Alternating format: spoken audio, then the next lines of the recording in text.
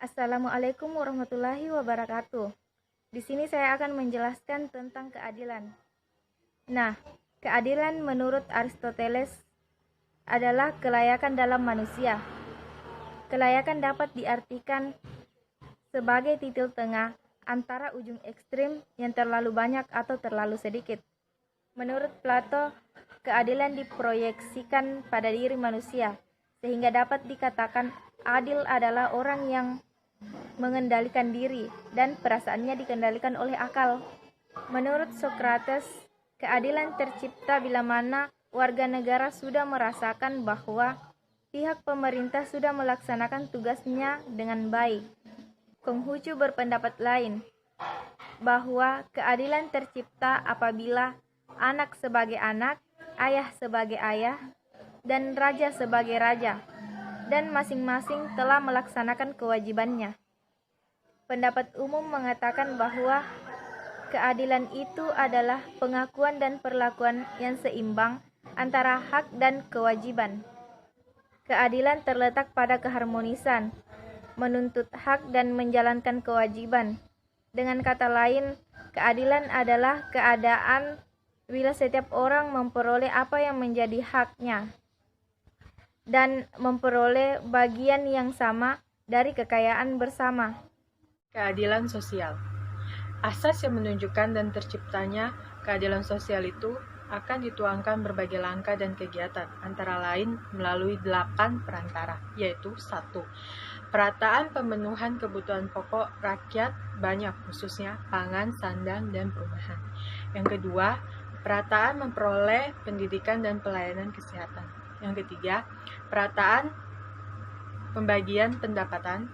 Yang keempat, perataan kesempatan kerja. Yang kelima, perataan kesempatan berusaha. Yang keenam, perataan kesempatan berpartisipasi dalam pembangunan khususnya bagi generasi kaum wanita. Yang ketujuh, perataan penyebaran pembangunan di seluruh wilayah tanah air. Yang kedelapan, perataan kesempatan memperoleh keadilan. Keadilan dan ketidakadilan tidak dapat dipisahkan dalam kehidupan manusia, karena hidupnya manusia menghadap keadilan dan ketidakadilan setiap harinya. Oleh karena itu, keadilan dan ketidakadilan menimbulkan daya kreativitas manusia. Banyaknya hasil seni lahir dari imajinasi. Ketidakadilan seperti drama, puisi, novel, musik, dan lain-lain. Macam-macam keadilan. A. Keadilan legal atau keadilan moral. Plato berpendapat bahwa keadilan dan hukum merupakan substansi rohani umum dari masyarakat yang membuat dan menjaga kesatuannya. Keadilan timbul karena penyatuan dan penyelesaian untuk memberi tempat yang selaras kepada bagian-bagian yang membentuk suatu masyarakat. Keadilan terwujud dalam masyarakat bila mana setiap anggota masyarakat melakukan fungsinya secara baik menurut kemampuannya. Fungsi penguasa ialah membagi-bagikan fungsi-fungsi dalam negara kepada masing-masing orang sesuai dengan keserahian itu. Setiap orang tidak mencampuri tugas dan urusan yang tidak cocok baginya. B. Keadilan distributif. Aristoteles berpendapat bahwa keadilan akan terlaksana bila mana hal-hal yang sama diperlakukan secara sama dan hal-hal yang tidak sama secara tidak sama. C. Keadilan komunitatif. Keadilan ini bertujuan memelihara ketertiban masyarakat dan kesejahteraan umum. Bagi Aristoteles, pengertian keadilan ini merupakan asas perkalian dan ketertiban dalam masyarakat. Semua tindakan yang bercorak ujung ekstrim menjadikan ketidakadilan dan akan merusak atau bahkan menghancurkan perkalian dalam masyarakat. Poin selanjutnya yaitu kejujuran. Kejujuran atau jujur ialah apa yang dikatakan seseorang sesuai dengan kenyataan yang ada, apa yang dikatakannya sesuai dengan hati nuraninya. Sedang kenyataan yang ada itu adalah kenyataan yang benar-benar ada. Jujur juga berarti seorang bersih hatinya dari perbuatan-perbuatan yang dilarang oleh agama dan hukum. Pada hakikatnya, jujur atau kejujuran dilandasi oleh kesadaran moral yang tinggi. Kesadaran pengakuan akan adanya sama hak dan kewajiban. serta rasa takut terhadap kesalahan atau dosa. Kejujuran juga berarti bersangkut erat dengan masalah nurani. Menurut M. Alamsyah dalam bukunya Budi Nurani, filsafat berpikir yang disebut nurani adalah sebuah wadah yang ada dalam perasaan manusia. Wadah ini menyimpan suatu getaran kejujuran, ketulusan dalam menerokong kebenaran moral maupun kebenaran ilahi. Nurani yang diperkembangkan dapat menjadi budi nurani yang merupakan wadah yang menyimpan keyakinan.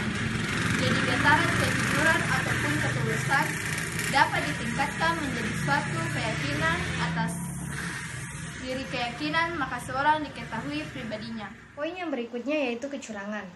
Kecurangan atau curang identik dengan ketidakjujuran atau tidak jujur, dan sama pula dengan licik, meskipun tidak serupa benar. Sudah tentu kecurangan sebagai lawan dari kata jujur.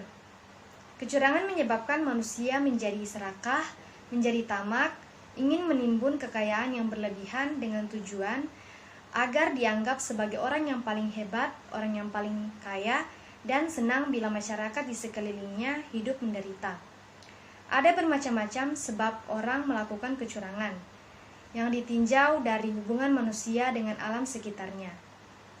Ada 4 aspek, yaitu aspek yang pertama, aspek ekonomi, yang kedua aspek kebudayaan, yang ketiga aspek peradaban, dan yang keempat aspek teknik.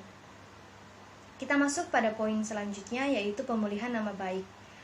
Nama baik merupakan tujuan utama orang hidup. Nama baik adalah nama yang tidak tercela. Setiap orang pasti menjaga dengan hati-hati agar namanya tetap baik. Lebih-lebih jika ia menjadi teladan bagi orang atau tetangga. Itu adalah suatu kebanggaan batin yang tak ternilai harganya. Kita masuk pada poin yang terakhir, yaitu pembalasan. Pembalasan ialah suatu reaksi atau perbuatan dari orang lain. Reaksi itu berupa perbuatan yang serupa, perbuatan yang seimbang, tingkah laku yang serupa, dan tingkah laku yang seimbang. Jadi pendapat saya adalah keadilan merupakan hal yang harus dilakukan manusia dalam menjalani kehidupannya. Karena manusia berhak mendapatkan hak dan kewajiban yang harus diterima oleh diri sendiri. Dan untuk keadilan itu sendiri terdapat pada agama dan dunia. Jadi, keadilan harus ditegakkan baik negara maupun bangsa. Sekian dari kami. Teman-teman jangan lupa like, komen, dan subscribe. Bila perlu di-share. Terima kasih.